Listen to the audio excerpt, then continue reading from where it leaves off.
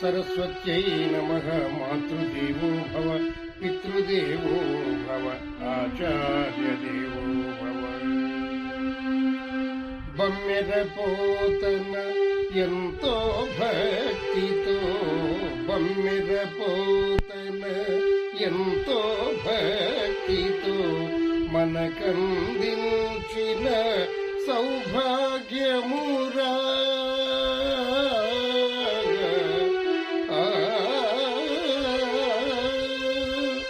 బమ్మెరపోతన ఎంతో భక్తితో, బమ్మెరపోతన ఎంతో భక్తితో మనకందించిన సౌభాగ్యమురా. సాటిలేని కవితా మాధురి, సాటిలేని కవితా మాధురి మనకందించెను అమృతమురా, మనకందించెను పురాణ అమృతము. శ్రీ భాగవత కథా శ్రవణ ఎన్నో జన్మల పుణ్యమురా, ఎన్నో జన్మల పుణ్యమురా.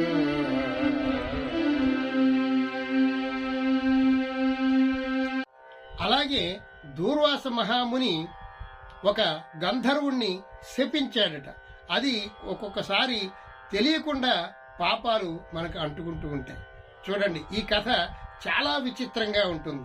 దూర్వాస మహాముని అలా భద్రాచలం అడవులలో ఉండి ఆయన శివాలయంలో తపస్సు చేసుకుంటూ ఉండగా అక్కడ ఉన్నటువంటి లేళ్లు అన్నిటికీ కూడా చక్కని పచ్చిక, లేత పచ్చిక తీసుకొచ్చి ప్రత్యేకించి ఆ లేళ్లకి ఆహారంగా పెడుతూ ఉన్నట్ట దూర్వాస మహాముని.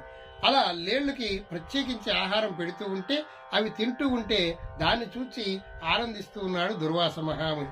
ఒకసారి గంధర్వుడు అలా ఆకాశ మార్గాన్ని వెళుతూ ఈ దృశ్యాన్ని చూచి ఆహా ఎంత బాగున్నది అని గట్టిగా చిటిక వేశాడట. ఆ చిటిక పెద్ద సౌండ్ వచ్చి, గంధర్వుడు వేసిన ఆ చిటికతో పెద్ద సౌండ్ వచ్చి ఈ లేళ్లన్నీ కూడా చల్లా చిదురైపోయి ఆ గడ్డి మేయకుండా పక్కకు పారిపోయినాయట. ఎప్పుడైతే ఈ లేళ్లన్నీ కూడా పారిపోయినాయో ఈ దూర్వాస మహామునికి కోపం వచ్చి వెంటనే ఆ గంధర్వుణ్ణి, ఓ గంధర్వ, నీవు గర్వంతో పెద్ద శబ్దాన్ని చేస్తావా? నీవు భూలోకంలో మానవుడు అయి జన్మించుగాక అని శపించాడట. అలా శపించినటువంటి శాపంతో ఆ గంధర్వుడే మన భూలోకములో చిరుతొండనంబి అనేటువంటి వాడుగా తమిళనాడులో పుట్టాడు. ఆ చిరుతొండనంబి తమిళనాడులో పుట్టి ఆ శ్రీ వెంకటేశ్వర స్వామికి మహాభక్తుడై ఎంతో భక్తి ప్రపత్తులతో ఆయన చిరుతొండనంబి ఆరాధన కూడా ఇప్పటికి మనం చేస్తూ ఉంటాం. ఆ చిరుతొండనంబికి పుట్టినటువంటి వాడే సిరియాళుడు భక్త సిరియాళ అనేటువంటి మన చరిత్ర మనం తెలుసుకుంటూ ఉంటాం. ఆ చిరుతొండనంబి పుట్టినటువంటి వారి వంశస్థులందరూ కూడా 101 గోత్రాల వారు ధరించిపోయారట, ధనవంతులైపోయారట. దాన ధర్మాలు చేసి అనేక వరాలను వాళ్ళు ఇస్తూ ఉన్నారట. దాన ధర్మాలు చేయడానికి వారు పెట్టింది పేరట. ఇప్పటికీ కూడా ఎన్నో దాన ధర్మాలు చేస్తూ ఉంటారు, సత్రములు కట్టిస్తూ ఉంటారు, గుళ్ళు కట్టిస్తూ ఉంటారు. వారి వంశస్థులందరూ కూడా అలా తరించిపోయారట. అందుచేత ఈ దూర్వాస మహామునికి అంత కోపం ఉంది. అందుచేతనే ఆ దుర్వాస మహాముని ఇచ్చినటువంటి దండను నిర్లక్ష్యంగా తీసుకున్నటువంటి ఇంద్రుణ్ణి దరిద్రుడు అవుతావని శపించడంతో ఈ రాజ్యభ్రష్టం అంతా కూడా ఆ ఇంద్రుడికి కలిగింది. దీన్ని పరిహారం చేసుకోవడానికి ఇప్పుడు దేవతలందరూ ప్రయత్నిస్తూ ఆ శ్రీహరిని వేడుకుంటూ ఉన్నారు. అప్పుడు ఆ మహావిష్ణువు అన్నట్ట, ఓ ఇంద్ర, నీవు చేసిన తప్పే ఇప్పుడు నీ దరిద్రానికి కారణమైంది. అందుచేత నీవు అహంకారాన్ని వదిలిపెట్టి, ఓ నలువా, ఓ సురేశ్వర, ఓ నిటల తటాక్ష, ఓ సురోత్తములారా, శ్రీహరి ఇలా అంటున్నాడు అనమాట. ఓ నలువా, ఓ సురేశ్వర, ఓ నిటల తటాక్ష, ఓ సురోత్తములారా, దానవులతోడ ఇప్పుడు మానుగ పోరామి కల్గుట మానుటే ఒప్పున్. ఓ బ్రహ్మదేవా, ఓ ఇంద్ర, ఓ ఈశ్వర, ఓ దేవతలారా, మీరు జాగ్రత్తగా వినండి. ఆ దూర్వాస మహాముని శాపం వల్ల మీరు అశక్తులైపోయారు, మీరు శక్తిహీనులైపోయారు. ఇప్పుడు మీరు ఆ దేవతలతో యుద్ధం చేసి మీరు గెలవగలిగినటువంటి పరిస్థితి మీకు లేదు. అంటే శ్రీహరి కదండి, జరగబోయని చెప్తున్నారు. మీరిప్పుడు వాళ్ళతో యుద్ధం చేసి మీరు గెలవాలంటే గెలవలేరు, మళ్ళీ ఓడిపోతారు, మళ్ళీ కొంతమంది చచ్చిపోతారు. ఈ బాధంతా లేకుండా మీరు వారితో సఖ్యంగా స్నేహంగా బ్రతకడమే మేలు. ఎందుచేతనంటే మన శక్తి సరిపోనప్పుడు యుక్తిని ఉపయోగించాలయ్యా. యుక్తితో మన జీవితాన్ని సాఫల్యం చేసుకోవాలి. ఒక్కొక్కరితో ఎదుర్కోవాలంటే మన శక్తి సరిపోదు. అందుచేత అప్పుడు ఏం చేయాలి? శక్తి సరిపోనప్పుడు యుక్తిని ఉపయోగించి మనం కృతకృత్యం కావాలి అని శ్రీహరి ఒక ఉపాయాన్ని చెప్తున్నారు ఈ దేవతలకు. ఏమిటా ఉపాయం అంటే అహిమూషిక న్యాయము. ఇది అహి అంటే సర్పము, మూషకము అంటే మనందరికీ తెలుసు, మూషికం అంటే ఎలుక. అహిమూషిక న్యాయము అని ఒక గొప్ప కథని ఈ దేవతలకు శ్రీ మహావిష్ణువు చెప్తూ ఉన్నాడు. మన వేమన గారు ఒక అద్భుతమైనటువంటి పద్యం చెప్పారు. ఈ సందర్భంలో అది గుర్తొస్తుంది. అనువుగాని చోట అధికులమనరాదు, కొంచెమై ఉండుటెల్ల కొదవుగాదు. కొండ అద్దమందు కొంచెమై ఉండదా, విశ్వదాభిరామ వినురవేమ. అనువుగాని చోట అధికులమనరాదు, కొంచెమై ఉండుటెల్ల కొదవుగాదు. కొండ అద్దమందు కొంచెమై ఉండదా, విశ్వదా అభిరామ వినురవేమ. అనువుగాని చోట అధికులమనరా. ఎక్కడికైనా మనం క్రొత్త ప్రదేశాలకు వెళ్ళినప్పుడు, మనకి అనుకూల పరిస్థితులు లేనప్పుడు మన గొప్పలు మనం వాళ్ళకి చెప్పకూడదు, మనం గొప్పగా ప్రవర్తించకూడదు, మేము చాలా గొప్పవాళ్ళం అని అనకూడదుట. కొంచెమై ఉండుటెల్ల కొదవుగాదు. ఆ సమయంలో మనం తగ్గి ఉంటే మనకి మేలే జరుగుతుంది కానీ కీడు జరగదు. ఎందుచేతనంటే మంచి ఉదాహరణ చెప్పారు వేమన గారు. కొండ అద్దమందు కొంచెమై ఉండదా. పెద్ద కొండ ఉందట ఎదురుగుండా, దాని ఎదురుగుండా ఒక చిన్న అద్దాన్ని పెడితే ఆ కొండంతా ఈ అద్దంలో కనబడుతుంది. ఈ కొండలో, ఈ అద్దంలో చిన్నదైపోయినటువంటి కొండ యొక్క రూపం ఏమన్నా మారిందా? పెద్ద రూపంతో ఉన్నటువంటి ఆ కొండ అద్దంలో చిన్నదిలా కనబడింది. దాని గొప్పతనం ఏమీ పోలేదు కదా.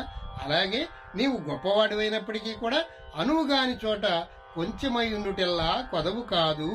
ఓ విశ్వద అభిరామ వినురవేమ. మీరు తెలుసుకోండి. అంటే మనం ఎక్కడికన్నా వెళ్ళినప్పుడు, మన ప్రాంతం కానప్పుడు మనం తగ్గి ఉండడంలో మనకి మేలు జరుగుతుంది అని ఈ అద్భుతమైనటువంటి నీతి ఈ పద్యం ద్వారా మనం తెలుసుకోవచ్చు.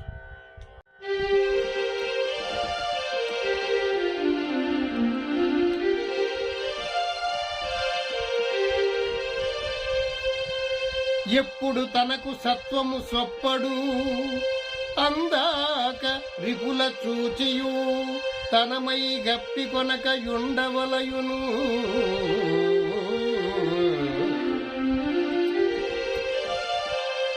ఎప్పుడు తనకు సత్వము సొప్పడు, నందాక రిపుల చూచియు తనమై కొప్పి కొనక ఉండవలయును. ఒప్పుగా అహిమూషికమునకు ఒదిగిన భంగిన్. అందపద్యాన్ని సులువుగా రాయాలి అంటే మన పోతన గారే. ఎప్పుడు తనకు సత్వము సొప్పడు. ఎప్పుడైతే మనకి బలం వచ్చేదాకా, అందాక కూడా రిపులు శత్రువులను చూచి కూడా మనమేమి పట్టించుకున్నట్టుగా ఉండాలట. తనయై కప్పికొని ఉండవలయను, తగ్గి ఉండాలి. శత్రువుని చూసినంత మాత్రాన్ని మనకు శక్తి సరిపోనప్పుడు వాడి మీదకి యుద్ధానికి వెళ్ళకూడదు. యుద్ధానికి వెళితే ఓడిపోవడం జరుగుతుంది. ఒప్పుగా అహిమూషికమునకు ఒదిగిన భంగిన్, అది ఎలాగంటే అహి అంటే పాముకి, మూషికం అంటే ఎలుక, ఒదిగిపోయి ఆ పాము ఎలుకకు ఒదిగిపోయి ఉన్నదట. పాము ఎలుకను చూడగానే టప్ మంట మింగేస్తుంది.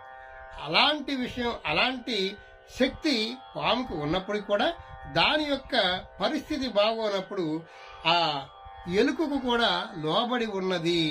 ఈ కథ మీకు చెప్తా వినండయ్యా అని శ్రీహరి గారు అద్భుతమైనటువంటి కథ మన దేవతలందరికీ చెప్తూ ఉన్నారనమాట. అహి మూషిక న్యాయం అంటారు దీన్ని. ఈ కథ ఈ దేవతలకు ఆ శ్రీహరి చెప్తూ ఉన్నాడు. అహి మూషిక న్యాయము. ఒక ప్రాంతంలో బలవంతమైనటువంటి సర్పము తిరుగుతూ ఉన్నదట. దాన్ని పట్టుకోవాలని ఒక పాములవాడు ప్రయత్నిస్తూ ఉన్నాడు. కానీ అది దొరకడం లేదు.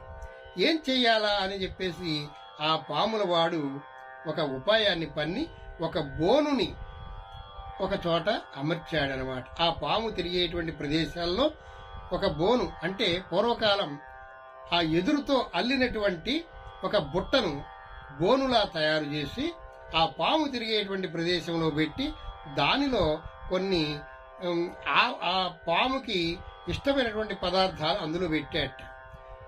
అది ఎప్పుడైతే ఆ పాము దానిలో ఉన్నటువంటి పదార్థాలు తిందామనేది లోనకు వస్తే ఆ బోను టప్ మంట మూసుకుపోతుంది. అప్పుడు అందులో చిక్కుకుపోయేలాగా ఆ బోనుని ఏర్పాటు చేశాడు ఆ పామును పట్టేటువంటి వాడు. అలా ఏర్పాటు చేసినటువంటి విషయం తెలియక ఈ పాము ఆహారార్థమై వెళ్లి ఆ బోనులో చిక్కుకొని అలా ఉండిపోయింది. ఆ బోనులో ఉన్నటువంటి పాము బయటికి రావడానికి విశ్వ ప్రయత్నం చేసింది. కానీ ఆ ఎదురు బద్దలతో అల్లినటువంటి బుట్టను చీల్చుకొని బయటికి రాలేక అందులో బందీగా ఉండిపోయింది. 2 రోజులు గడిచింది. బాగా ఆకలేస్తుంది. పాము బయటికి రావడానికి ఎంత ప్రయత్నించినా బయటికి రాలేకపోతూ ఉంది. అప్పుడు ఏం చెయ్యాలా అని దానికి ఒక ఉపాయం తోచిందట. ఎదురుగుండా ఎలుక ఒకటి పరిగెట్టుకుంటూ వెళుతుందట. ఆ పరిగెత్తుకుంటూ వెళుతున్నటువంటి ఎలుకని, ఓ మిత్రమా ఇటురా అని పిలిచిందట ఈ పాము. ఎలుక అటు ఇటు చూసింది. ఏమిటి, ఎక్కడి నుంచో సౌండ్ వచ్చిందని చూసింది. అప్పుడు ఈ బుట్టలో చిక్కుకుపోయినటువంటి ఆ సర్పము అన్నదట, ఓ మిత్రమా నిన్ను పిలిచింది నేనే, రా ఇటు రా అన్నాడు. నేను నీ దగ్గరకు వస్తే నన్ను మింగేస్తావు కదా అని ఎలుక అన్నదట. కాదు, నేను అన్ని పాముల లాంటి పాముని కాదు, నేను చాలా ధర్మంగా బతుకుతున్నటువంటి పాముని. నేను ధర్మాన్ని స్థాపించాలి అనేటువంటి ధర్మానికి బద్ధుడినై బ్రతుకుతున్నాను. అందరి పాముల్లాగా నన్ను లెక్కయ్యకు. శ్రీలంకలో విభూషణుడు లేడా, అలాగే పాములన్నిట్లో మంచి పాముని నేను. మనుషులందట్లో మంచి వాళ్ళు ఉంటారు, చెడ్డవాళ్లు ఉంటారు కదా, అలాగే నేను పాములలో చాలా ఉత్తముణ్ణి. నాకు ఒక సంకల్పం కలిగింది, అందుకే నిన్ను పిలుస్తున్నాను, ఇటు రా అన్నదట. సరే, ఈ ఎలుక అది ఎలాగో బయటికి రాలేని పరిస్థితిలో ఉంది కదా అని ధైర్యం చేసి ఈ ఎలుక ఆ బుట్ట దగ్గరికి వెళ్ళిందట. వెళితే ఆ పాము చెప్తుందట, ఓ మూషికమా, మనమిద్దరము స్నేహంగా ఉందాం. బద్ధ శత్రువులు అని లోకమందరూ నమ్ముతూ ఉన్నారు. ఎలుకను చూస్తే పాము చటుక్కున మింగేస్తుంది. ఈ ఎలుక పాము ముందు బ్రతకలేదు అని లోకులందరూ భావిస్తూ ఉన్నారు. దాన్ని మనం ఒమ్ము చెయ్యాలి. ఇప్పుడు మనమిద్దరం స్నేహంగా ఉండి చేయి పట్టుకుని ఈ అడవంతా తిరుగుదాం. మనం ఎంతో స్నేహంగా ఉన్నామని ప్రజలందరినీ, ఈ దేశాన్ని అందరినీ నమ్మించి మనం ఈ ప్రపంచానికి ఒక ఆదర్శంగా ఉండాలి. మనం స్నేహం అందరి స్నేహంలాగా భాయి అన్నట్లుగా అందరూ కలిసిమెలిసి ఉండాలి అనేటువంటి సందేశాన్ని మనం ఈ ప్రపంచానికి మనం చాటి చెప్పాలి అని గొప్ప ఉపన్యాసం ఇచ్చింది ఆ సర్పం. సరే, దాని యొక్క సర్పం యొక్క తీయని మాటలకు ఎలుక నిజమే కదా, ఓ మిత్రమా, మూషికమా, నీకు ఏ ఆపద రాకుండా చూచేటువంటి బాధ్యత రా. ఇప్పుడు నీ ఉన్నావు, పిల్లి చూసిందనుకో నిన్ను చటుక్కుని మింగేస్తుంది. ఏదైనా చిన్న జంతువులు చూసి నీకు చటుక్కుని నిన్ను మింగేస్తుంది. ఏ జంతువు వచ్చినా సరే ఆ జంతువు నుండి నేను నిన్ను కాపాడుతాను. వెంటనే నీకేదైనా ఆపద సంభవించినప్పుడు ఆ జంతువును నేను కాటు వేసి దాన్ని సంహరిస్తాను. మనిద్దరం కూడా చేయి పట్టుకుని ప్రపంచానికి ఈ మూషికము అహి ఎంత స్నేహంగా ఉన్నాయిరా అనేటువంటి భావనను నిరూపించడం కోసం నేను నడుం కట్టుకున్నాను, నీవు నాకు సహకరించు అని ఆ సర్పము మూషికాన్ని అడిగింది. సరే, పాము యొక్క మాటలకి ఈ ఎలుక తీయని మాటలకి పడిపోయి, సరే అలాగే మిత్రమా, మనిద్దరం స్నేహంగా ఉందాం, అలాగే దానికేముంది అని అన్నదట. సరే ఓ మిత్రమా, ముందు నాకు ఒక చిన్న మేలు చెయ్యాలి. ఈ బుట్టలోంచి నేను బయటికి వచ్చి మనం చెయ్యి పట్టుకుని ఈ ప్రపంచమంతా తిరగాలి. ఈ బుట్ట కొంచెం అవరోధంగా ఉంది, దీన్ని కొంచెం నీ పళ్లతో కొరికినట్లయితే నేను బయటికి వస్తాను. బయటికి వచ్చి ఈ అడివంతా తిరుగుదాం, అందరికీ మనం చాటి చెబుదాం, మనం చాలా ప్రాణ స్నేహితులం అని లోకానికి చాటి చెబుదాం అని ఆ పాము తీయగా మాట్లాడితే ఆ మాటలకు ఎలుక జాలిపడి ఆ బుట్టని కొరికిందట. పాము అందులోంచి బయటికి రాగలిగినంత ప్రదేశాన్ని ఈ ఎలుక కొరికింది. ఎప్పుడైతే పాము సర్పం బయటకు వచ్చేసిందో దానికి మంచి ఆకలిగా ఉంది. వెంటనే ఆ ఎలుకని ఠప్మని మింగేసిందట. ఆ ఎలుక అమాయకంగా దాని యొక్క మోసపు మాటలకు పడిపోయింది. అలాంటి కథను శ్రీహరి ఈ దేవతలకు చెప్పారు. అయ్యా, మీకు శక్తి సరిపోనప్పుడు యుక్తితో అవతల వాళ్ళని జయించాలి. ఈ కథని శ్రీహరి దేవతలకు చెప్పడం జరిగింది. అలాంటి మోసాలు ఇప్పుడు కూడా మనకి జరుగుతూ ఉన్నాయి లోకంలో. వాళ్ళు ఎంతో యుక్తితో, ఎంతో తెలివితో అమాయకులందరినీ పడగొట్టేసి కోట్లు సంపాదించుకొని ఇతర దేశాలకు పారిపోతూ ఉన్నారు.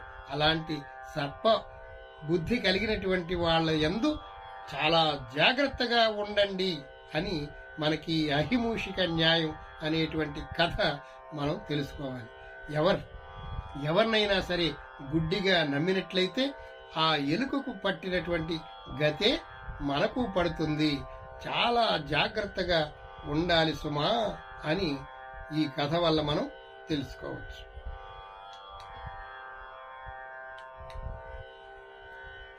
ఈ ఎపిసోడ్ ఇంతటితో ముగిస్తున్నాను. మరలా వచ్చే ఎపిసోడ్లో మరికొన్ని విషయాలు మనం తెలుసుకుందాం. భాగవతంలోని అద్భుతమైనటువంటి పద్యాలు పోతన గారు ఎంతో చక్కగా భక్తిభావంతో రచించారు. ఈ భాగవతాన్ని విన్నట్లయితే మనందరికీ సకల సౌభాగ్యాలు కలుగుతాయి. అందుచేత 2 రోజులకు ఒకసారి టెలికాస్ట్ అయ్యేటువంటి ఈ భాగవతాన్ని తప్పనిసరిగా అందరూ వినవలసిందిగా ప్రార్థిస్తూ, ఈ వీడియో మీకు నచ్చినట్లయితే మా పురాణ అమృతం ఛానల్ని లైక్ చేయండి, షేర్ చేయండి, సబ్స్క్రైబ్ చేసుకోండి. సర్వే జన సుఖినో భవంతు. సమస్త సన్మంగళాని సంతు. హరి ఓం తత్సత్. జై శ్రీమన్నారాయణ.